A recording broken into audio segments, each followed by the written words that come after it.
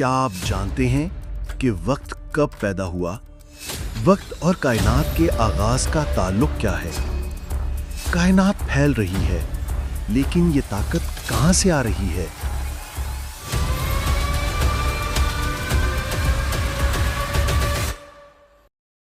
हम सब वक्त के अंदर जीते हैं, लेकिन क्या आपने कभी सोचा है कि वक्त का आगाज कब हुआ?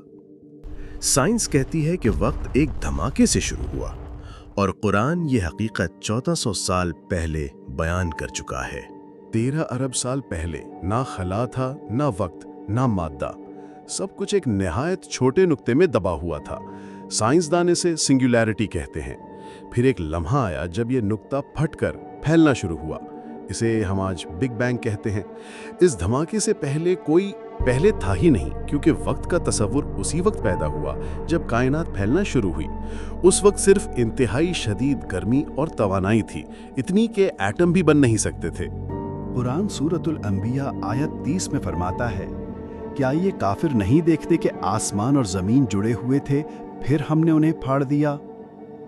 ये अल्फाज रत्क और फत्क यानी जुड़ने और फिर अलग होने आज के बिग बैंग के तसव्वुर से हैरान कुन तौर पर मिलते हैं। 1400 साल पहले जब दूरबीन का नाम भी किसी ने नहीं सुना था, ये सच्चाई कुरान में मौजूद थी।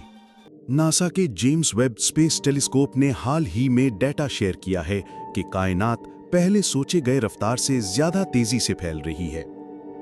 इस फैलाव का मतलब यह है कि कहकशाएं एक दूसरे से दूर हो रही हैं, बिल्कुल ऐसे जैसे हवा से भरा हुआ गुब्बारा। साइंसदानों के लिए यह एक मौनमा है। क्यों, कैसे और किस ताकत से? सूरह अल ज़ारियात में है, और हमने आसमान को कुव्वत से बनाया और हम ही इसे वुसअत देने वाले हैं। अरबी लफ्ज वस्अना का असल मतलब है बढ़ाना, फैलाना, वुसअत देना।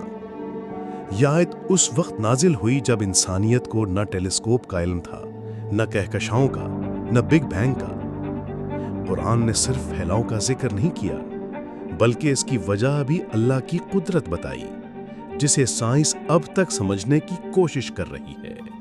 1929 में एडविन हबल ने सबसे पहली बार ये देखा कि कहकशाएं हमसे दूर हो रही हैं। तब साइंसदानों ने सोचा, शायद कायनात साकिन नहीं है। अब 2025 में नासा के नए डेटा ने तस्दीक की कि फैलाव की रफ्तार गैर मुतवक्के है, यानी वो कुदरती ताकत जो कायनात को बना रही है अभी भी काम कर रही है। यही बात कुरान ने वाज़ेह तौर पर बताई। ये ताकत सिर्फ अल्लाह के पास है। साइंस हमें बताती है कैसे अल्लाह ने कायनात बनाई, और कुरान हमें बताता है क्यों। ये धमाका सिर्फ फिजिक्स का नतीजा नहीं था, ये अल्लाह का एक हुक्म था, कुन फयकून।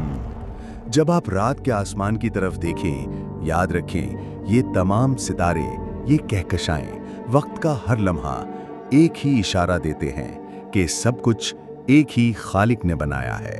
अगर आपको ये वीडियो पसंद आई हो तो चैनल को सब्सक्राइब करें, क्योंकि हम आपको कुरान और साइंस के मजीद हैरानकुन राज दिखाएंगे। याद रखें, इल्म ईमान को मजबूत करता है।